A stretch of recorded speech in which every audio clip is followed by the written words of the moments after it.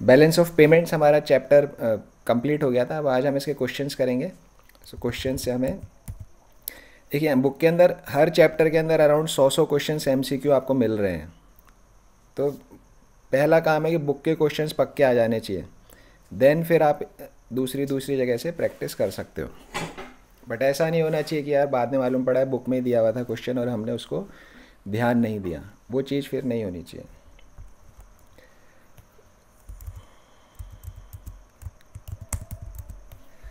So balance of payment is measured as, balance of payment को हम कैसे measure करते हैं?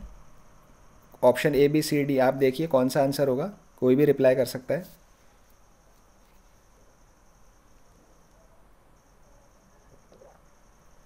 So first one, yes, first question से हम स्टार्ट कर रहे हैं। Balance of payment is measured as, sir, the D1. D वाला, difference between all receipts of foreign exchange and all payments. First वाला सिर्फ विजिबल नहीं, विजिबल भी होता है, इनविजिबल भी होता है, तो ए भी गलत है, बी भी गलत है। सी वाले में सिर्फ गोल्ड लिखा है, सिर्फ गोल्ड से तो मतलब नहीं, इतने हज़ारों आइटम होते हैं, तो सी तो बिल्कुल ही गलत है। डी वाला राइट है, all receipts of foreign exchange, all payments of foreign exchange का difference is B O P. Second question, balance of trade का मेज़र कैसे होता है? इसका क्या आंसर होगा?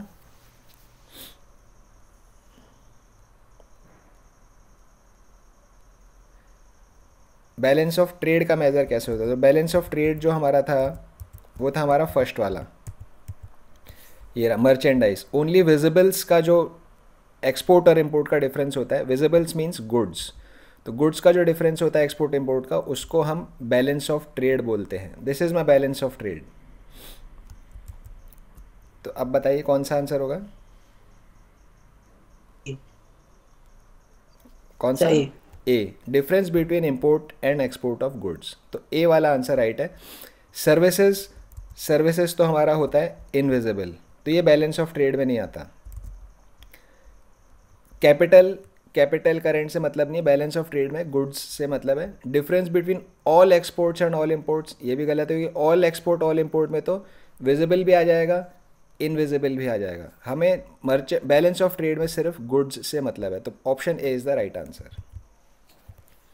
इन which of the following categories are transaction of balance of trade recorded? Balance of trade कौन सी वाली कैटेगरी के अंदर, which of the category are transaction of balance of trade recorded? Visible items, invisible items, capital transfers, all of these. तो Sir, balance of visible trade अभी हमने ऊपर items. पढ़ा था, it is visible items. Current account records transactions relating to, current account और capital account दो हमने पढ़े। करेंट अकाउंट में क्या क्या आता है?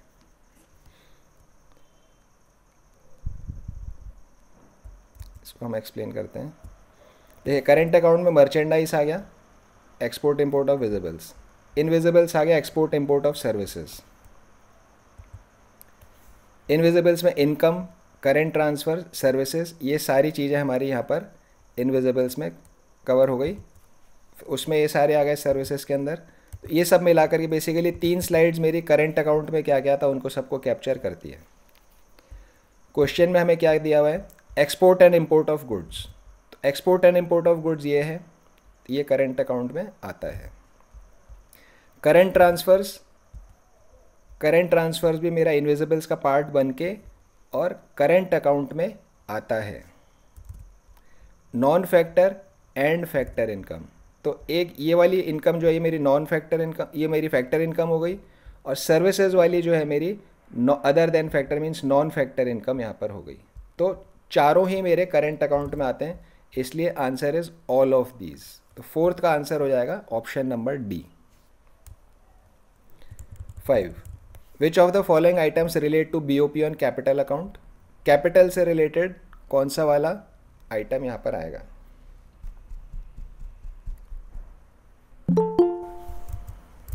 Sir, all of the above. Okay,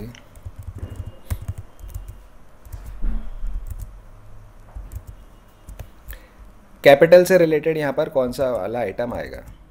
हम कैपिटल पे जाते हैं। कैपिटल में क्या? Foreign investment, yes capital account में आ रहा है। लोन्स, कैपिटल अकाउंट में आ रहा है। NRI remittances, NRI remittances, NRI वाला हमने कहाँ पढ़ा था? एनआरआई डिपॉजिट्स थे हमारे, नॉन रेजिडेंट डिपॉजिट्स जो है वो मेरा बैंकिंग कैपिटल का पार्ट होता है। एनआरआई रेमिटेंस जो होता है अगर फैमिली के लिए है तो मेरा करंट का पार्ट होता है। तो अगर इसको रेमिटेंस को हम डिपॉजिट मानते हैं तो all of this is the right answer.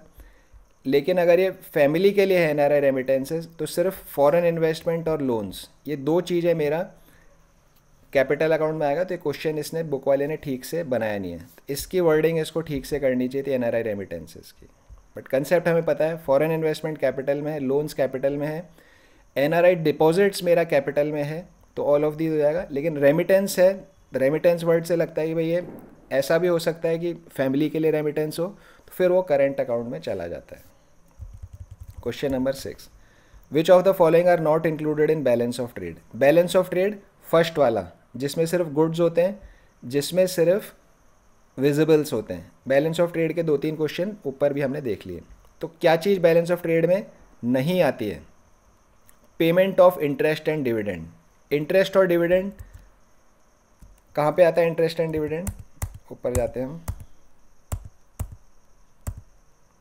Interest, ये रहा इंटरेस्ट, और डिविडेंड प्रॉफिट का पार्ट होता है, तो ये तो इनकम में आ रहा है, इनविजिबल्स में आ रहा है, मतलब बैलेंस ऑफ ट्रेड में ये नहीं आ रहा है। Okay. Expenditure by the tourist, tourist ने खर्चा किया, वो कहाँ आता है? टूरिस्ट का खर्चा हमने देखा था, ये रहा। Expenditure bye foreign tourist travel में आता है, ट्रैवल मेरा इधर सर्विसेज में आता है, सर्विसेज इनविजिबल्स में आता है, इनविजिबल्स मेरा ये इधर है। तो बैलेंस ऑफ ट्रेड तो यहाँ पे है, it means expenditure bye tourist भी बैलेंस ऑफ ट्रेड में नहीं आता है। Borrowings from rest of the world, इसको तो आप छोड़ ही दीजिए, ये तो कैपिटल में जा रहा है, वैसे भी बैलेंस ऑफ ट्रेड में नहीं आएगा। सो ऑल ऑफ दीज, इनमें से सारे के सारे कोई सा भी बैलेंस ऑफ ट्रेड में नहीं आता है। क्वेश्चन थोड़ा सा उल्टा करके बनाया गया है। All of these is the right answer. If the value of visible exports exceed the value of visible imports, balance relates to. Visible export अगर विजिबल इम्पोर्ट से ज़्यादा है तो बैलेंस को क्या बोलेंगे? बताइए क्या आंसर होगा, कोई भी बता सकता है आप में से?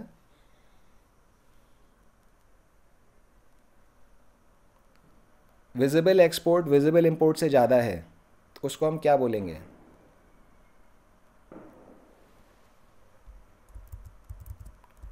अंकित आप बताइए क्या आंसर होगा 7th का?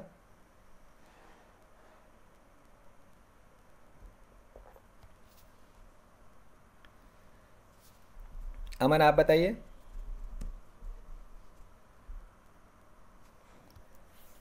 ओके हम देखते हैं, अभी हमने इसके बैलेंस ऑफ ट्रेड के 2-3 क्वेश्चंस ऑलरेडी ऊपर कर लिए हैं।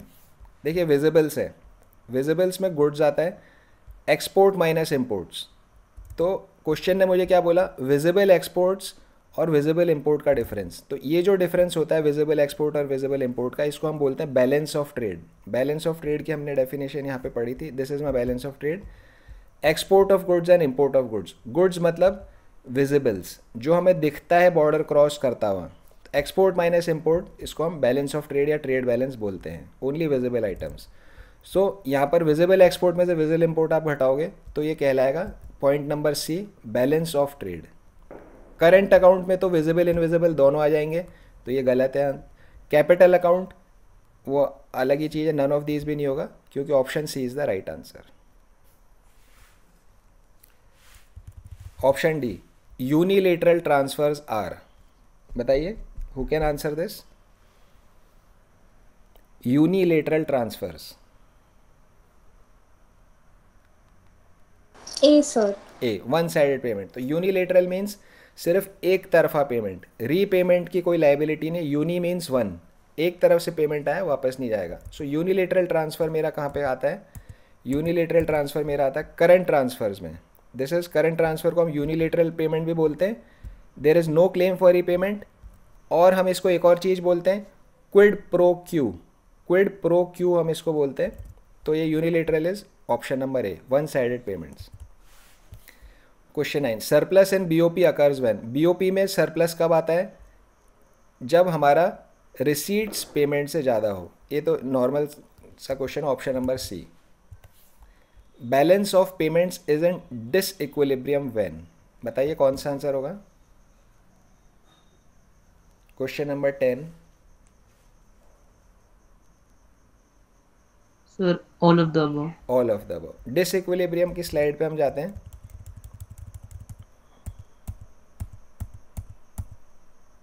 This is my disequilibrium. Disequilibrium मेरा कब कब हो सकता है, जब रिसीट पेमेंट से ज़्यादा हो या रिसीट पेमेंट से कम हो,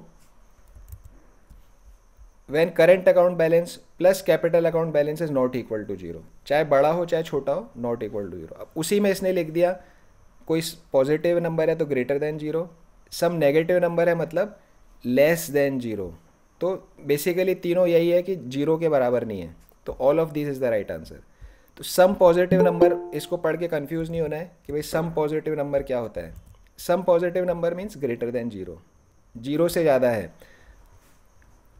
सम नेगेटिव नंबर मतलब आपका जीरो से कम है, कोई भी नेगेटिव नंबर है, माइनस में 80,000 करोड़, 70,000 करोड़, 50,000 करोड़, कुछ भी हो सकता है, सम नेगेटिव नंबर है। तो डिसइक्विलिब्रियम में ए भी हो सकता है, बी भी हो सकता है, सी भी हो सकता है, all of this is the right answer. Disequilibrium and balance of payment leads to, अगर बैलेंस ऑफ पेमेंट में डिसइक्विलिब्रियम होता है, डिसइक्विलिब्रियम दो तरह से हो सकता है, या तो सरप्लस या तो डेफिसिट। तो दोनों बातों की बात हो रही है। अगर डिसइक्विलिब्रियम हुआ तो क्या होगा, इंक्रीज इन ऑफिशियल रिजर्व्स, अगर सरप्लस है तो ऑफिशियल रिजर्व्स बढ़ जाएंगे। डिक्रीज इन ऑफिशियल रिजर्व, अगर डेफिसिट है तो ऑफिशियल रिजर्व घट जाएंगे, दोनों चीज़ हो सकती है। C is both A and B, तो both A and B, option C is the right answer. 12, autonomous items are related to those transactions. Autonomous items कौन से होते हैं, ये हमने पढ़ा था, ऑटोनॉमस एंड अकोमोडेटिंग आइटम्स। जितने भी capital account transactions, current account transactions हैं, वो सारे के सारे ऑटोनॉमस होते हैं। ऑफिशियल रिजर्व में से जब आपका उसको पूर्ति करने के लिए पैसा निकाला जाता है, जोड़ा जाता है, तो अकोमोडेटिंग आइटम्स होते हैं। ऑटोनॉमस आइटम्स प्रॉफिट ऑब्जेक्टिव वाले हो गए।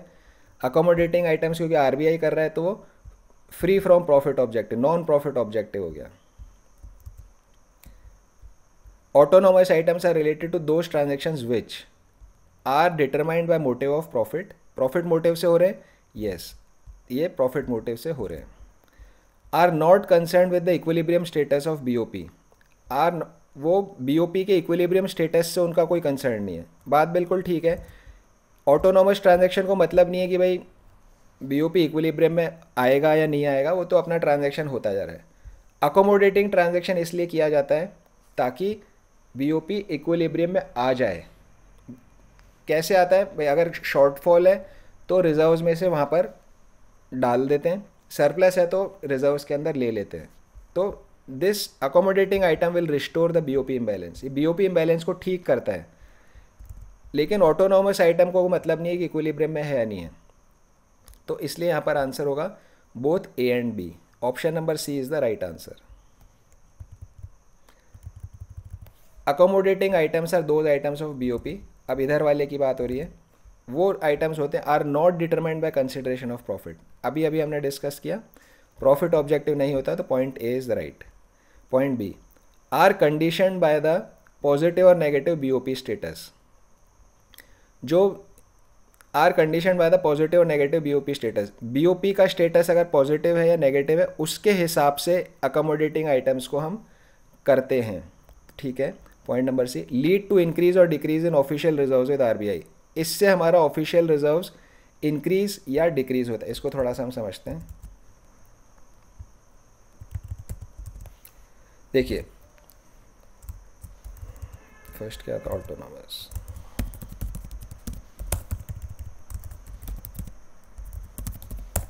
अकोमोडेटिंग।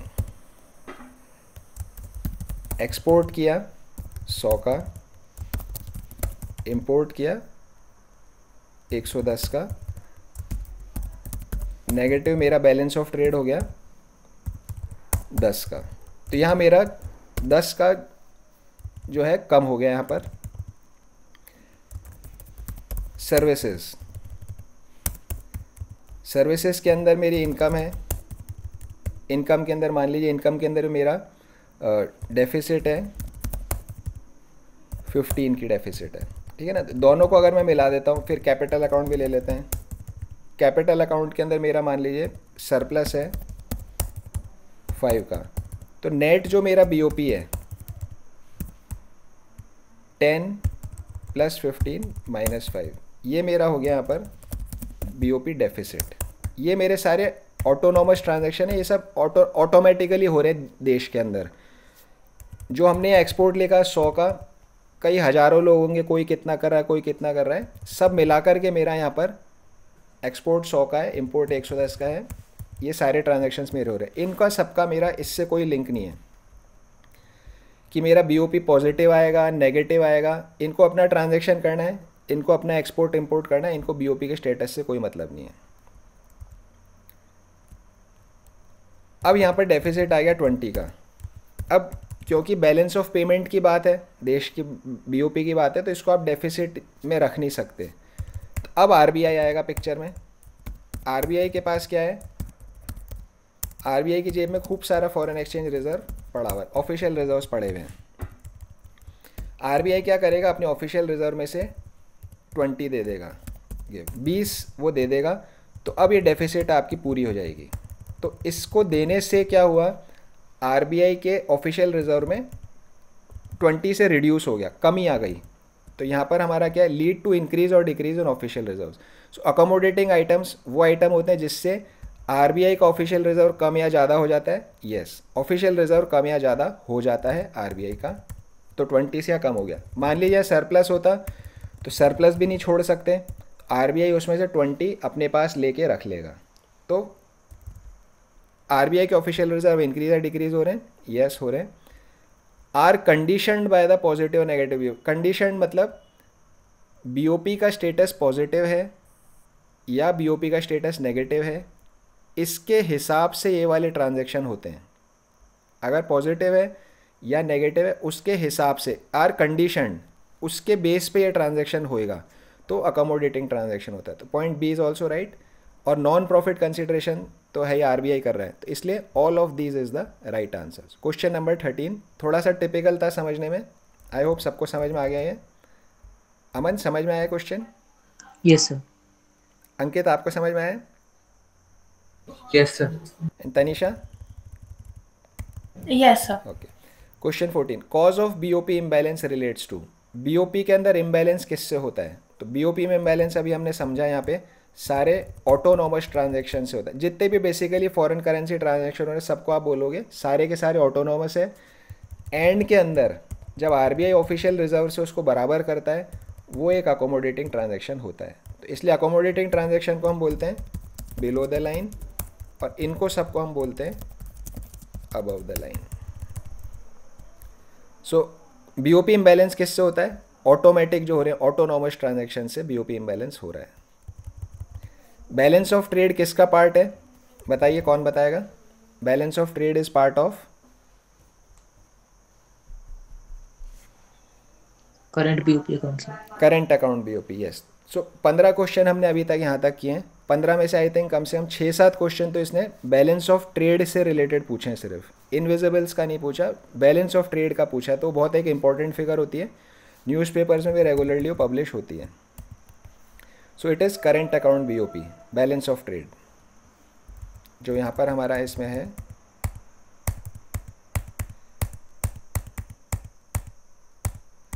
ये वाला जो करंट अकाउंट में सिर्फ मर्चेंडाइज की जो बात है, इसका एक्सपोर्ट इंपोर्ट का जो डिफरेंस है, this is my balance of payment, sorry balance of trade. ये बैलेंस ऑफ ट्रेड हमारा 4 कैलकुलेशंस हमने समझी थी, बैलेंस ऑफ ट्रेड, इनविजिबल्स का बैलेंस और टोटल करंट अकाउंट का balance, and then goods and services. तो बैलेंस ऑफ ट्रेड था सिर्फ विजिबल्स का difference, export versus imports. Invisibles balance refers to, अब इनविजिबल की बात आ गई, इनविजिबल का बैलेंस कौन सा होता है? Export minus import, option A. Option B is trade balance plus balance of non factor services. Option C is balance of non factor services, balance of income, balance of transfers. Option D is export. देखिए invisible में export import नहीं आएगा, export import तो हमारा balance of trade में आ गया। Trade balance ये भी इनविजिबल नहीं होता, ट्रेड बैलेंस सिर्फ विजिबल का होता है, तो ये भी गलत हो गया। ऑप्शन सी देखते हैं अब। इनविजिबल्स का या कैलकुलेशन में से देख लेते हैं। इनविजिबल्स का बैलेंस मैं कैसे कैलकुलेट करता हूँ? Balance of non factor services, yes non factor services plus balance of income, ये इनकम है, फैक्टर सर्विसेज को हम इनकम भी बोलते हैं, और balance of transfers, current transfer, तो तीनों को जोड़ के इनविजिबल का बैलेंस आता है। इसी को हम यहाँ से समझते हैं। इनविजिबल्स का बैलेंस कैसे आता है? इनकम जोड़िए, करेंट ट्रांसफ़र जोड़िए, प्लस सर्विसेज को आप जोड़िए। Income plus current transfer plus services. जो इनकम है इसको हम फैक्टर पेमेंट भी बोलते हैं, तो इनकम की जगह फैक्टर पेमेंट भी लिखा आ सकता है। सर्विसेज को हम नॉन फैक्टर इनकम बोलते हैं, तो नॉन फैक्टर इनकम लिखा आ सकता है उसकी जगह। इनकम की जगह पे ये compensation of employees, rent, interest, ये भी लिखा हुआ आ सकता है। सर्विसेज की जगह पे travel, transportation, insurance, GNIE, miscellaneous, ये लिखा हुआ भी आ सकता है। इनकम की जगह पे प्राइमरी इनकम लिखा हुआ आ सकता है, सर्विसेज की जगह पे सेकेंडरी इनकम लिखा हुआ आ सकता है। तो सब चीज़ें स्लाइड के अंदर है। यहाँ पर इसने क्या किया, एक बार लिखा non factor services. Non factor services मतलब ये वाला, इधर वाला आ गया। एक बार लिखा बैलेंस ऑफ इनकम, तो ये इधर वाला हेडिंग लिख दिया इनकम। करंट ट्रांसफ़र में कोई दिक्कत नहीं है, करंट ट्रांसफ़र का एक ही नाम होता है, तो तीनों को जोड़ेंगे तो इनविजिबल का बैलेंस आया। तो C is the right answer. Risha, समझ आ गया वाला question? Yes sir. Okay, question number 17। When balance of payment balances, balance of payment का बैलेंस कब होता है? Current account plus capital account is equal to 0। Official reserves account is a part of current account. Official reserve account is a part of, अच्छा ये भी एक चीज़ है, ये बतानी है आपको।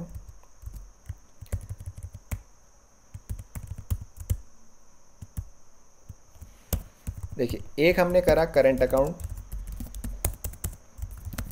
एक हमने करा कैपिटल अकाउंट। इसमें मान लीजिए 100 आया, कैपिटल अकाउंट में 120 आ गया, ये सरप्लस है, ये डेफिसिट है। तो नेट मेरा जो पूरा BOP बनेगा वो बनेगा डेफिसिट 20 का। अब मेरे यहाँ पर आएंगे ऑफिशियल रिजर्व्स, ऑफिशियल रिजर्व्स में से इसको दे दूंगा 20, तो मेरा यहाँ पर बैलेंस 0 हो जाएगा। तो ये मेरा होता है बेसिकली ऑफिशियल रिजर्व्स को बिलो द लाइन मैंने ट्रीट किया। इसको क्रेडिट डेबिट में लिखेंगे, वो हमने अभी लिखा नहीं है, जस्ट समझाने के लिए। नेट एक ही फिगर हमने यहाँ लिख दी। तो मैंने क्या किया, करंट अकाउंट एक अलग लिया, कैपिटल अकाउंट एक दूसरा लिया, BOP निकाल दिया और ऑफिशियल रिजर्व को अलग से लिखा बिलो द लाइन। कई बार क्या होता है कि ऑफिशियल रिजर्व को is treated as part of capital items. जो कैपिटल है उसी का पार्ट इसको मान लिया जाता है। इसको हम यहाँ से समझते हैं।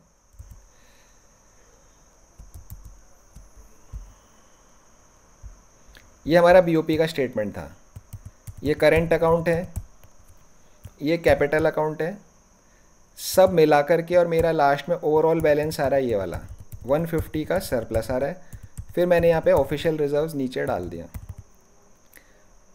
अब अगर मैं इस ऑफिशियल रिज़र्व को जो 150 है, ऑफिशियल रिज़र्व में से ऑफिशियल रिज़र्व पैसा जोड़ा गया है, अगर मैं इसको कैपिटल का पार्ट मान लेता हूँ, मतलब मैं इसको यहाँ से हटा करके और यहाँ लिख दूँ कैपिटल का पार्ट में अगर इसको मान रहा हूँ, तो ऑफिशियल रिजर्व्स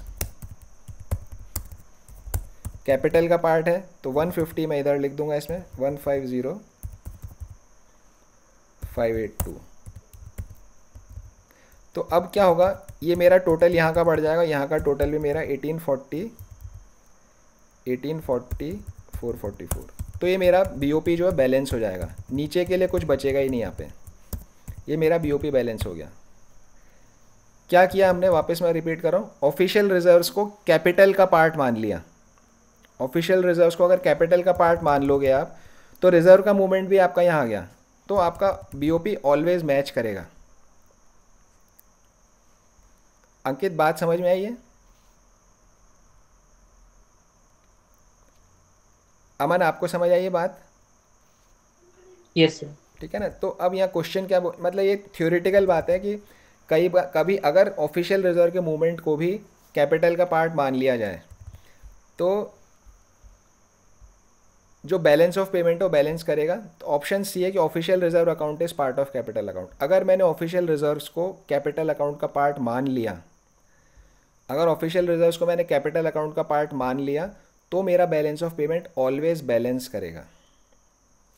तो ऑप्शन सी यहाँ पर राइट आंसर है। सो ये इतनी बात कितने को जो समझ में आई है? ऋषा समझ में आई है वाली बात?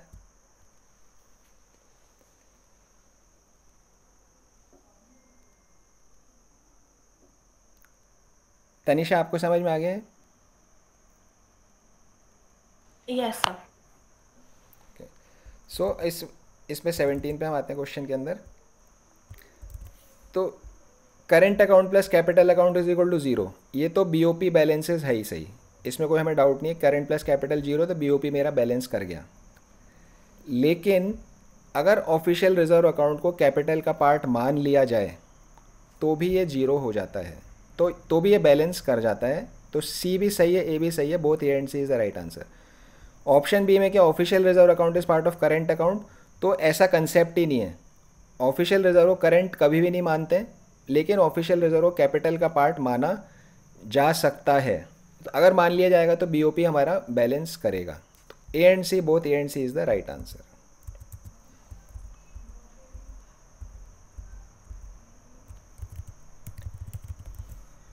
क्वेश्चन नंबर 18 पे आ जाते हैं हम। एक्सपोर्ट्स 1000 है, इम्पोर्ट्स इतना है, बैलेंस ऑफ ट्रेड बताइए कितना होगा। सो बताइए who can answer this question 18। Balance of trade कितना होगा? Sir 650 lakhs 650। डेफिसिट। ओके ठीक है। तो एक्सपोर्ट 1000 है, इम्पोर्ट 1650 है, डिफरेंस निकालेंगे तो डेफिसिट 650 यहाँ पर आ जाएगा। सो 650 अमन सरप्लस भी लिखा था, डेफिसिट भी लिखा था, कौन सा सही होगा? Sir deficit. डेफिसिट होगा। ठीक है। Question 19, if balance of trade is -600 crore, मतलब डेफिसिट है, एक्सपोर्ट इज़ 500, तो इम्पोर्ट की वैल्यू बताइए। कैलकुलेट करिए आप लोग, कितना आएगा?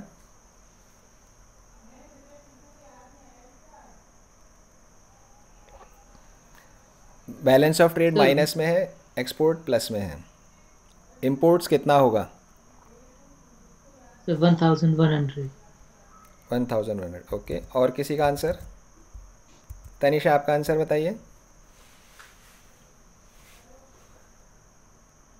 Yes sir, same 1100। Okay, Risha आपका आंसर बताइए।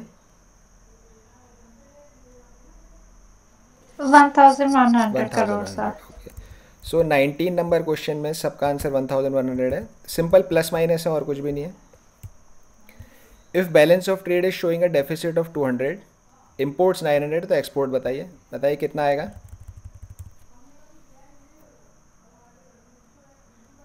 सर 700। 700 करोड़। और किसी का आंसर, एक जने का और? Yes sir, 700। 700 करोड़। सो 20 में हमारा 700 करोड़ आ गया। फिल इन द ब्लैंक्स पे आ जाते हैं हम।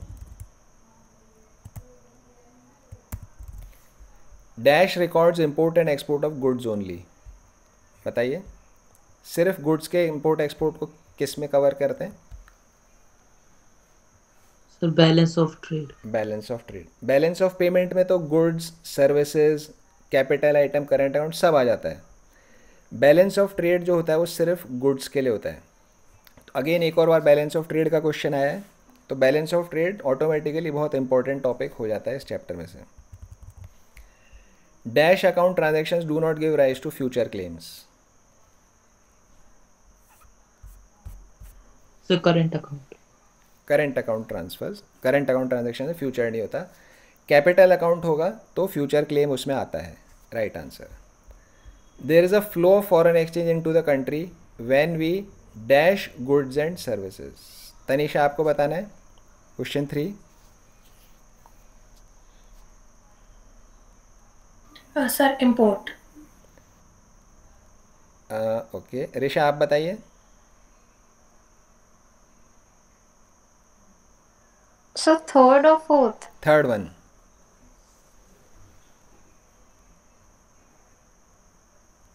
Import sir. Import, okay. Ankit आप बताइए। Sir import. Import, okay.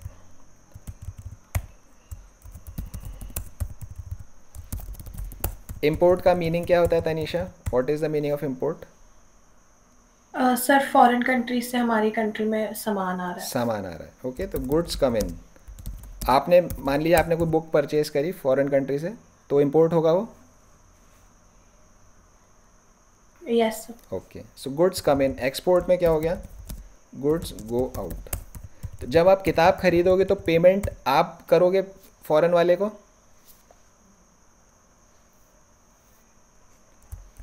तो फॉरेन करेंसी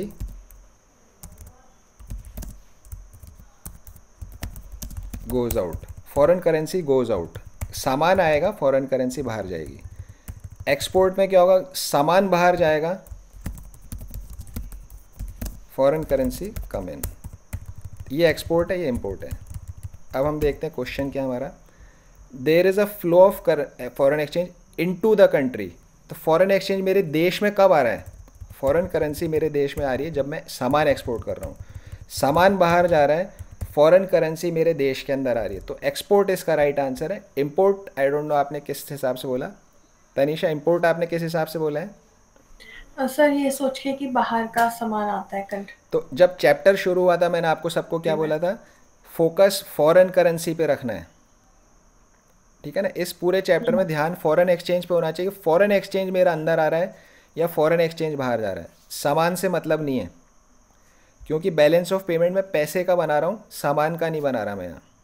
पैसे का, पैसा सरप्लस है या पैसा डेफिसिट है, फॉरेन एक्सचेंज का मैं यहाँ पर बना रहा हूँ। So flow of foreign exchange into the country export में होता है, सामान के ऊपर आपको यहाँ फोकस नहीं करना है। समझ आया Tanisha? Yes sir. And Ankit समझ आया? Yes sir. आपका भी गलत था आंसर। ऋषा आपको समझ आया? Yes sir. आपका भी आंसर ठीक नहीं था। Okay, next. Dash is equal to compensation of employees plus investment income. बताइए कौन इसका आंसर करेगा? Compensation of employees plus investment income क्या होता है?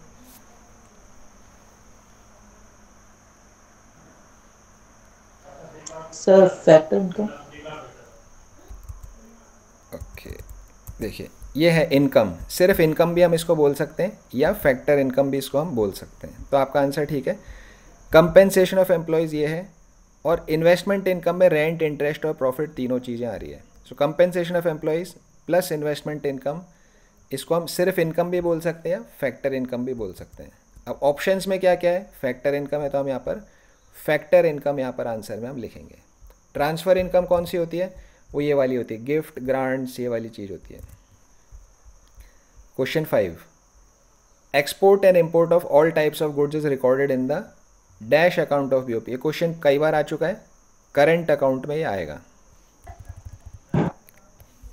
Dash account balance includes the balance of trade as well as balance of invisibles. बताइए अंकित, आप बताइए। क्वेश्चन नंबर 6,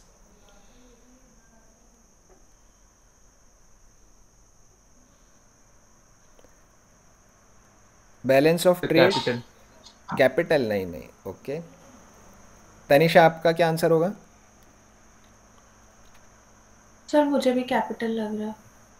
ओके, ऋषा आपका बताइए। Question number 6, capital sir. Capital क्यों है बताइए?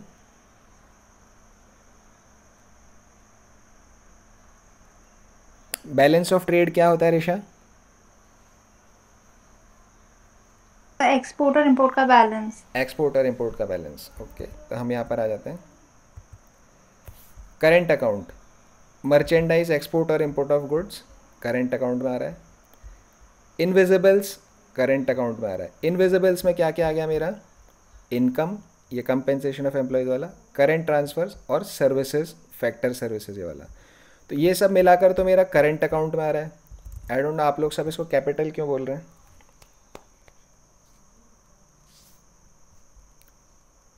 करंट तो बैलेंस ऑफ ट्रेड जो है मेरा, बैलेंस ऑफ ट्रेड मेरा ये है मर्चेंडाइज वाला। बैलेंस ऑफ इनविजिबल्स, ये सारे इनविजिबल्स इनका सबका बैलेंस, तो balance of trade plus balance of invisibles मिला के मेरा करंट अकाउंट बन रहा है। कैपिटल अकाउंट में कौन क्या आता है?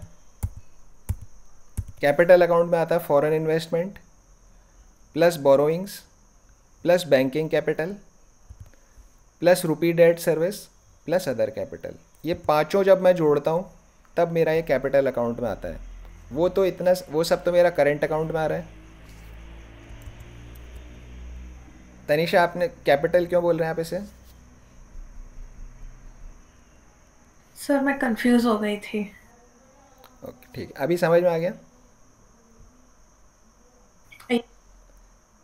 अंकित आपका भी आंसर सही नहीं था, Yes, sir. अभी समझ में आ गया। Yes. Question 7, export and import of capital goods is not included in the dash account. Okay, ये भी एक चीज़ समझने की है। देखिए जो यहाँ पर जो बात हो रही है,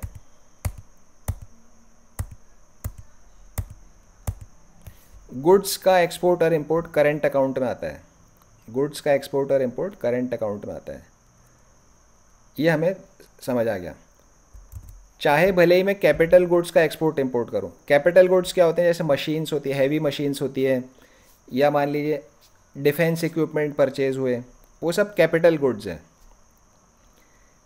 तो अब यहाँ कन्फ्यूज़न हो सकता है कि कैपिटल गुड्स का एक्सपोर्ट इंपोर्ट हो रहा है तो वो कैपिटल अकाउंट में आना चाहिए, लेकिन कैपिटल अकाउंट में क्या क्या आता है? कैपिटल अकाउंट में आता है फॉरेन इन्वेस्टमेंट, ये गुड्स का मूवमेंट नहीं है। लोन लिया, वो भी नहीं है। बैंकिंग कैपिटल, इसमें भी नहीं है। रुपी डेट सर्विस, ये इसका ज़्यादा यूज़ नहीं है। तो चाहे कैपिटल गुड्स का मूवमेंट एक्सपोर्ट इंपोर्ट हो, चाहे किसी नॉर्मल कपड़े जूते उनका सबका हो, आएगा सब कुछ आपका करंट में ही आएगा। कैपिटल गुड्स वर्ड पढ़ के ये नहीं सोचना कि कैपिटल अकाउंट में आएगा। किसी भी तरह का गुड्स हो, किसी भी तरह का गुड्स हो, अगर उसका एक्सपोर्ट इंपोर्ट हो रहा है तो वो करंट अकाउंट का ही पार्ट होता है, बैलेंस ऑफ ट्रेड का ही पार्ट होता है। क्योंकि हमने जब यहाँ पे लिखा है, यहाँ पर हमने लिखा एक्सपोर्ट इंपोर्ट ऑफ गुड्स लिखा है, सिर्फ गुड्स के आगे हमने करंट गुड्स, कैपिटल गुड्स ऐसा कुछ लिखा नहीं है। तो हर तरह के गुड्स, चाहे करंट हो, कैपिटल हो, कोई से भी गुड्स हो, सारा का सारा करंट अकाउंट में ही आएगा। तनिषा क्लियर है पॉइंट? Yes sir. 8 पे आ जाते हैं। Dash items refer to such BOP transactions which are undertaken with a view to making profits. Profits के व्यू से कौन से आइटम्स होते हैं बताइए?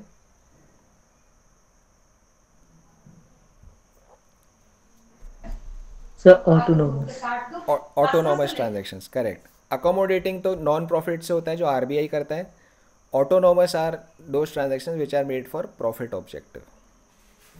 Question number 9, when BOP is in dash there is no movement of official reserves of the central bank. जब BOP dash में होता है तो ऑफिशियल रिजर्व्स में कोई मूवमेंट नहीं होता। तनिषा आप बताइए question number 9।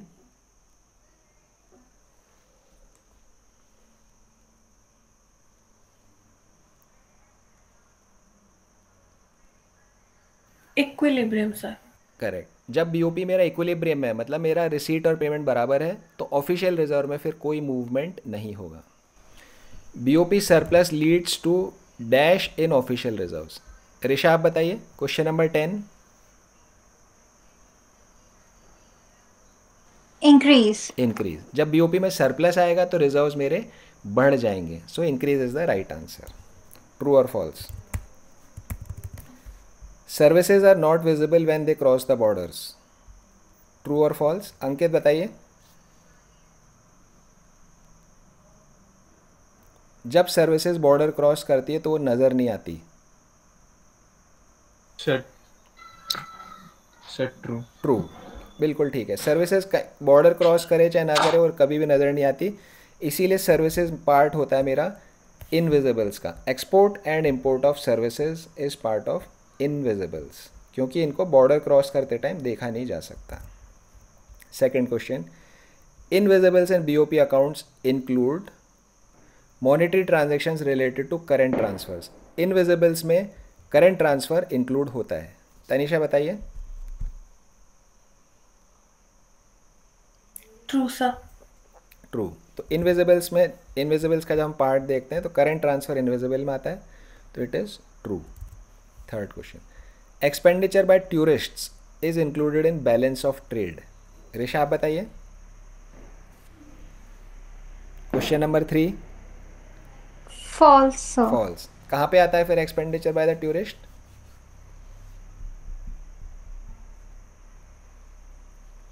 Balance of payment. बिल्कुल इनविजिबल्स में आता है, सर्विसेज में. इसमें ट्रैवल के अंदर आता है एक्सपेंडिचर बाय टूरिस्ट्स. तो ये ट्रैवल का पार्ट हो गया. ट्रैवल हमारा सर्विसेज का पार्ट हो गया, सर्विसेज हमारा इनविजिबल्स का पार्ट हो गया. तो बैलेंस ऑफ ट्रेड गुड्स के लिए होता है, विजिबल्स के लिए, तो इसलिए फॉल्स हो गया. तो आपका आंसर सही है. Question 4, current account records all payments to rest of the world as debit. Aman आप बताइए.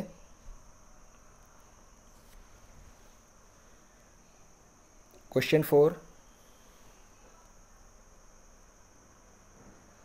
Sir it's true. ट्रू, बिल्कुल ठीक है. देखो सारे पेमेंट डेबिट ही आएंगे, चाहे करंट अकाउंट हो चाहे कैपिटल अकाउंट हो. पेमेंट्स को डेबिट बोलना है या फिर माइनस बोलना है. पेमेंट्स डेबिट माइनस नेगेटिव सब एक ही बात है. रिसीट्स क्रेडिट प्लस ये सब एक ही बात. रिसीट्स क्रेडिट प्लस सब एक ही बात है. तो करंट अकाउंट हो चाहे कैपिटल अकाउंट हो, उससे कोई फ़र्क नहीं पड़ता. Question 5, BOP always balances when official reserve account is part of capital account. Ankit आप बताएं.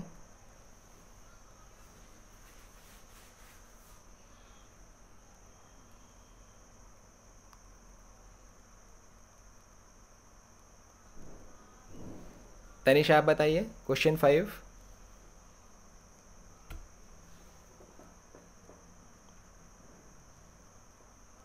Yes sir. ट्रू. ट्रू. अभी हमने डिस्कस किया था इस क्लास के स्टार्टिंग में कि इसको हटा तो नहीं दिया, ये रहा. अगर मैंने इसको ऑफिशियल रिजर्व कैपिटल अकाउंट का पार्ट मान लिया तो फिर मेरा जो है BOP ऑलवेज बैलेंस होएगा. सो क्वेश्चन 5 ट्रू, आपका आंसर ठीक है. Question 6, financial transactions relate to international sale and purchase of real assets. अब ये क्या किया इन्होंने, ये क्वेश्चन यहाँ डाल दिया इन्होंने BPM 6 का. फाइनेंशियल ट्रांजैक्शन जो होता है वो BPM 6 का पार्ट होता है. पर इसका मीनिंग मैं आपको बताता हूँ. फाइनेंशियल ट्रांजैक्शन मतलब जो शेयर्स और बॉन्ड्स होते हैं.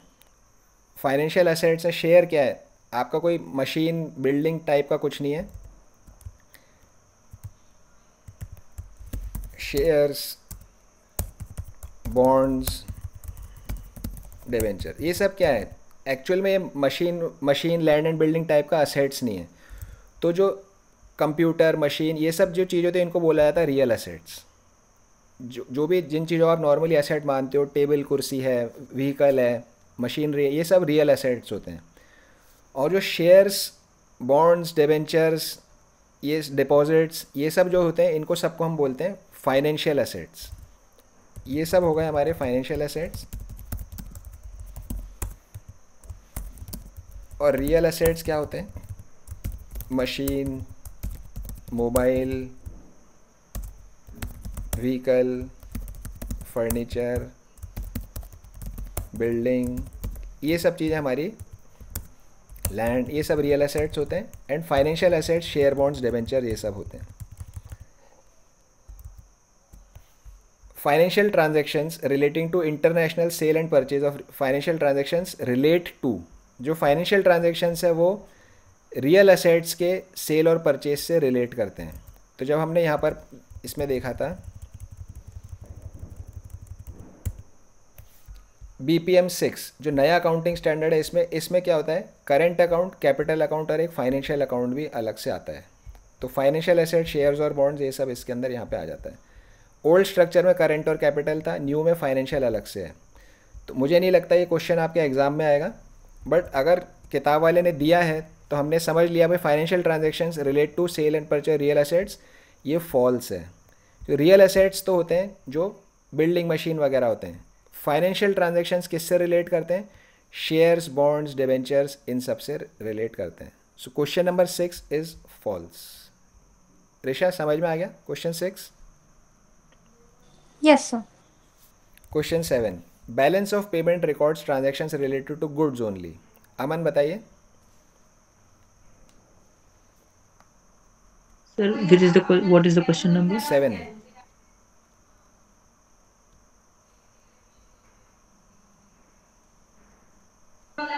So false. False. Balance of payment में तो सब कुछ आता है, गुड्स, सर्विसेज, विजिबल, इन सब आता है, तो ये फॉल्स है।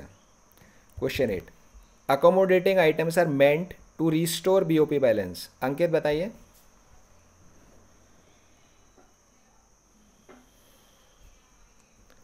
Accommodating items are meant to restore BOP balance.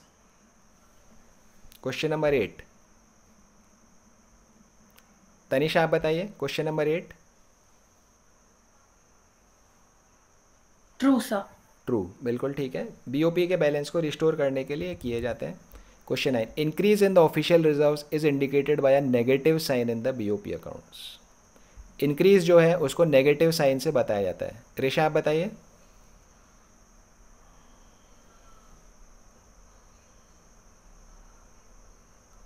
True, sir. True, बिल्कुल ठीक आंसर है। इंक्रीज नॉर्मली तो सब प्लस होता है, लेकिन ऑफिशियल रिजर्व में उल्टा काम होता है, क्योंकि उसको डेबिट क्रेडिट के हिसाब से छोटी वाली साइड पे हमें लिखना होता है। तो ट्रू आपका आंसर ठीक है। Question 10, unilateral transfers made by of gifts, grants and remittances are treated as current transfer. Aman बताइए। Sir, true. ट्रू, तो ये भी आंसर आपका ठीक है। अब इसमें से ABCD में 1 2 3 बताना है कौन सा वाला जो स्टेटमेंट है वो ठीक है।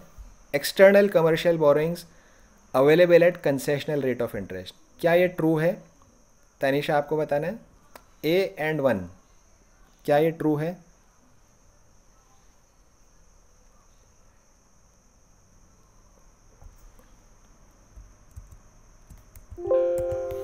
देखिए, कैपिटल अकाउंट में हमने 2 चीज़ पढ़ी थी, foreign investment, borrowings, banking. Borrowings में क्या क्या होता है? External commercial borrowings and external assistance और शॉर्ट टर्म ट्रेड, 3 इसके पार्ट हैं बोरोइंग के। External commercial borrowings, external assistance, short term trade credit. अब एक्सटर्नल कमर्शियल बोरोइंग और एक्सटर्नल असिस्टेंस में क्या डिफरेंस होता है? एक्सटर्नल कमर्शियल बोरोइंग जो है loan available at market rate of interest, जो भी बाजार में इंटरेस्ट का रेट चल रहा है उस रेट पे ये बोरोइंग होएगी। और एक्सटर्नल असिस्टेंस में क्या होता है? Loan is available at concessional rate, सस्ती रेट के ऊपर आपको लोन मिलता है। तो असिस्टेंस में कंसेशनल रेट होता है, एक्सटर्नल कमर्शियल बोरोइंग में मार्केट रेट ऑफ इंटरेस्ट होता है। सो एक्सटर्नल कमर्शियल बोरोइंग में कंसेशनल रेट। तनिषा आप बताइए ट्रू या फॉल्स है? फॉल्स। तो अब ये फॉल्स है। Point B, real assets, stocks and bonds. Risha बताइए।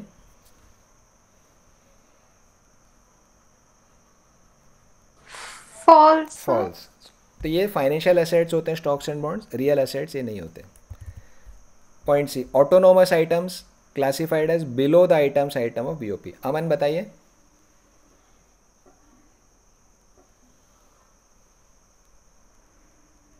Sir, autonomous items? Yes, C और 3। No, sir, autonomous items not are classified, sir. तो ऑटोनोमस आइटम्स False, जो sir. होते हैं वो अबव द लाइन होते हैं, तो ये भी फॉल्स है। Point D, export of goods and services recorded as positive item in BOP accounts. Tanisha आप बताइए। थोड़ा सा सोचना पड़ेगा आपको इसके लिए। Export of goods and services recorded as positive items।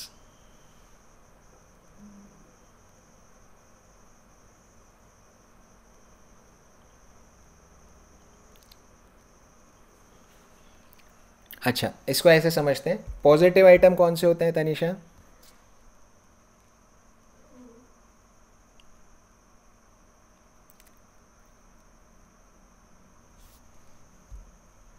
What are positive items?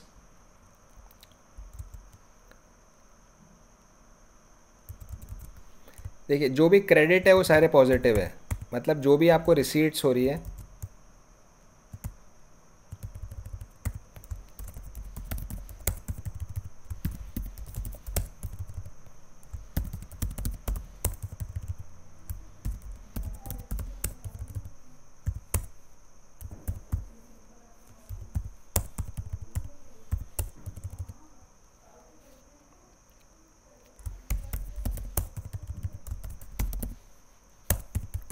Receipts बोलिए, पॉजिटिव बोलिए, प्लस बोलिए, क्रेडिट बोलिए, पेमेंट नेगेटिव माइनस डेबिट, ये सब एक ही बात है। यहाँ तक समझ आ गया तनिषा? Yes sir. ठीक है ना।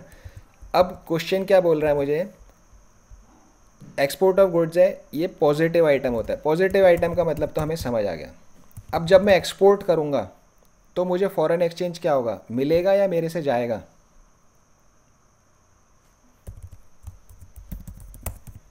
एक्सपोर्ट में फॉरेन एक्सचेंज क्या होगा? मिलेगा, रिसीव होएगा। ठीक है ना। तो रिसीव होएगा तो एक्सपोर्ट रिसीट्स में आएगा, मतलब ये पॉजिटिव आइटम है।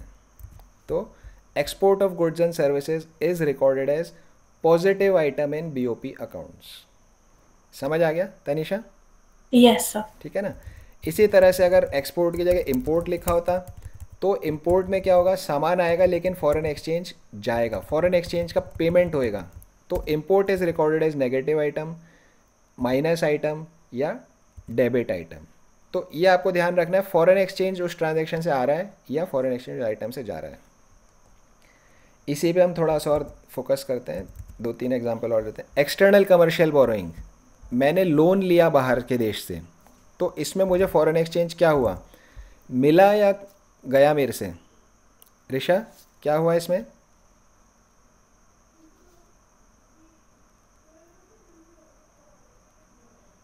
एक्सटर्नल कमर्शियल बोरोइंग्स में आपको फॉरेन एक्सचेंज रिसीव हो रहा है या पेमेंट कर रहे हो आप? मिल रहा है सर। मिल रहा है। ठीक है ना। तो it will come as a positive item. तो external commercial borrowing will come as a positive. तो फोकस कहाँ रखना है, फॉरेन एक्सचेंज आ रहा है या फॉरेन एक्सचेंज जा रहा है। एक्सटर्नल असिस्टेंस इसमें मिलेगा तो आपका पॉजिटिव है। लेकिन जब मैं एक्सटर्नल कमर्शियल बोरोइंग का रीपेमेंट करूँगा, किसी दिन तो मैं लौटाऊंगा एक्सटर्नल कमर्शियल बोरोइंग को, तब फॉरेन एक्सचेंज जाएगा तो फिर वो मेरा यहाँ पर नेगेटिव में चला जाएगा। तो डिपेंडिंग ऑन कि आपको फॉरेन एक्सचेंज आ रहा है या जा रहा है, आप उसको प्लस या माइनस आइटम में कैप्चर करेंगे। So export of goods and services recorded as positive item, तो this is true. Deposits held by NRI component of current account. Aman बताइए, ई और 5 ट्रू है या फॉल्स है? फॉल्स। तो डिपॉजिट्स हेल्ड बाय एनआरआई जो होता है कैपिटल अकाउंट में आता है। एनआरआई रेमिटेंसेस फॉर फैमिली वो फिर मेरा करेंट अकाउंट में आता है।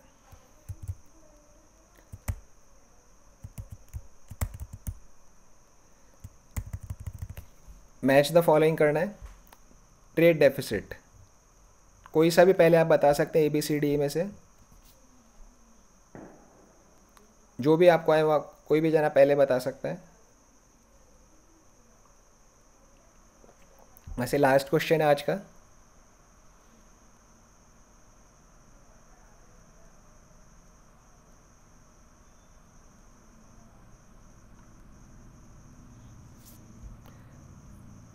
ABCD में कौन से वाले से मैच करेगा? अमन कोई सा भी एक आप बताइए।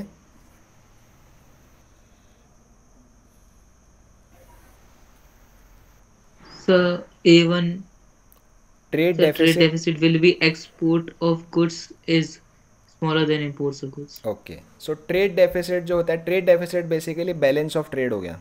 बैलेंस ऑफ ट्रेड सिर्फ हम गुड्स की इंपोर्ट एक्सपोर्ट की बात करते हैं। डेफिसिट है इसलिए एक्सपोर्ट छोटा है। अब देखिए डेफिसिट वापस समझ लेते हैं, डेफिसिट क्यों है। एक्सपोर्ट होएगा, इंपोर्ट होएगा। एक्सपोर्ट होएगा तो पैसा मुझे मिलेगा, फॉरेन करेंसी रिसीव होएगी एक्सपोर्ट के केस में, और इंपोर्ट के केस में फॉरेन करेंसी का पेमेंट होएगा। सो एक्सपोर्ट में फॉरेन करेंसी रिसीव होएगी, इंपोर्ट में फॉरेन करेंसी का पेमेंट होएगा। अब रिसीट अगर मेरी ज़्यादा होती है, if receipt is greater than payment, तब मेरा सरप्लस होता है। तो एक्सपोर्ट जब ज़्यादा होगा इंपोर्ट से, तब मेरा सरप्लस होएगा। गुड्स पे फोकस नहीं करना है, फोकस फॉरेन करेंसी पे करना है। तो डेफिसिट कब हो गई फिर मेरी? डेफिसिट कब हो गई भाई? जब receipt is less than payment या export is less than import. तो export is less than import, 2 वाला is the right matching. Tanisha समझ में आ गया वाला पॉइंट? Yes sir. ऋषा आपको भी समझ आ गया? Yes sir. ठीक है, पॉइंट नंबर, अच्छा ए और 2 हो गया। नेक्स्ट बताइए, कौन बताएगा? सर करंट ट्रांसफर का an element of invisible. Current transfer is a part of invisible, बिल्कुल ठीक है। तो इनविजिबल्स के हमने 3 कंपोनेंट्स यहाँ पे देखे थे। Income, current transfer, service. Invisibles का पार्ट है करंट ट्रांसफर्स। नेक्स्ट देखते हैं, नेक्स्ट बताइए। अब 2 हो गए, तीसरा कौन सा? ए चला गया, डी चला गया। Autonomous items causes BOP imbalance. Autonomous items causes BOP imbalance, बिल्कुल ठीक है। सी और 1 मैच हो गया हमारा। देन नेक्स्ट, अभी बी बचा है और ई बचा है।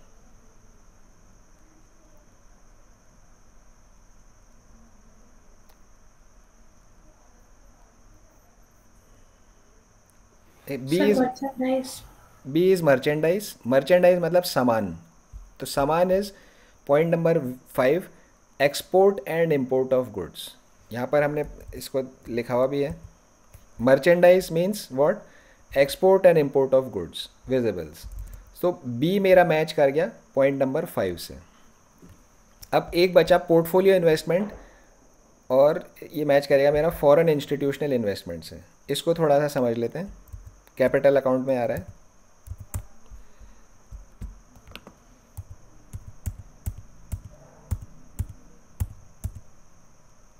फॉरेन इन्वेस्टमेंट, फॉरेन इन्वेस्टमेंट में क्या क्या आता है? पोर्टफोलियो इन्वेस्टमेंट और फॉरेन डायरेक्ट इन्वेस्टमेंट। पोर्टफोलियो और फॉरेन डायरेक्ट इन्वेस्टमेंट में आंसर तो देखो यहीं मिल गया। Portfolio investment foreign institutional investment का पार्ट है। फॉरेन इन्वेस्टमेंट में पोर्टफोलियो आ गया। यहाँ एक इंस्टीट्यूशनल वर्ड और आ रहा है। इंस्टीट्यूशनल मतलब एक तो होता है इंडिविजुअल, मैंने कहीं इन्वेस्टमेंट किया, दैट इज़ इंडिविजुअल। एक होता है इंस्टीट्यूशन, जैसे मान लीजिए कोई बैंक है, तो that bank is an institution. एक वो कोई ऑर्गेनाइजेशन है। तो फॉरेन इन्वेस्टमेंट में इंडिविजुअल का भी आ सकता है इन्वेस्टमेंट, इंस्टीट्यूट, कोई भी विदेश में कंपनीज भी है, ऑर्गेनाइजेशंस है, फॉरेन बैंक्स है, फॉरेन इंडिविजुअल, कोई भी करे फॉरेन इन्वेस्टमेंट, सब कैपिटल अकाउंट में आता है। पोर्टफोलियो इन्वेस्टमेंट, अगर सिर्फ आप शेयर डिबेंचर बॉन्ड्स खरीद रहे हो तो पोर्टफोलियो इन्वेस्टमेंट है। फॉरेन डायरेक्ट इन्वेस्टमेंट मतलब डायरेक्टली ही आपने उस कंपनी में इन्वेस्ट कर दिया। इसका थोड़ा सा मीनिंग मैं आपको और समझा देता हूँ। थोड़ा सा टाइम 2 मिनट एक्सीड ऑलरेडी हो गया, पर मैं समझा देता हूँ आपको। देखिए, फॉरेन डायरेक्ट इन्वेस्टमेंट, ठीक है ना। और दूसरा क्या है? Portfolio investment. अब मान लीजिए कि पिज़्ज़ा हट है, जैसे लेट्स से, या पेप्सी है। पिज़्ज़ा हट नहीं, पेप्सी कंपनी है। पेप्सी कंपनी ने इंडिया में अपना बॉटलिंग प्लांट बनाया। बॉटलिंग प्लांट बनाया मतलब जहाँ पे पेप्सी की बॉटल्स बनती है वो बनाया। तो जो इंडिया में प्लांट बनाया, तो पेप्सी कंपनी ने सीधा डायरेक्टली प्लांट में इन्वेस्ट किया है। जो फैक्ट्री डली है वो पेप्सी कंपनी ने खुद डाली है। जो फॉरेन में पेप्सी कंपनी है उन्होंने खुद डायरेक्टली ही मशीनें खरीद ली, तो that is foreign direct investment. अब कोई फॉरेन के अंदर है, मान लीजिए मिस्टर जॉन, ठीक है ना। मिस्टर जॉन ने पेप्सी के इंडिया में जो है उसके शेयर्स परचेज़ कर लिए। उसने सिर्फ पेप्सी के शेयर्स परचेज़ किए।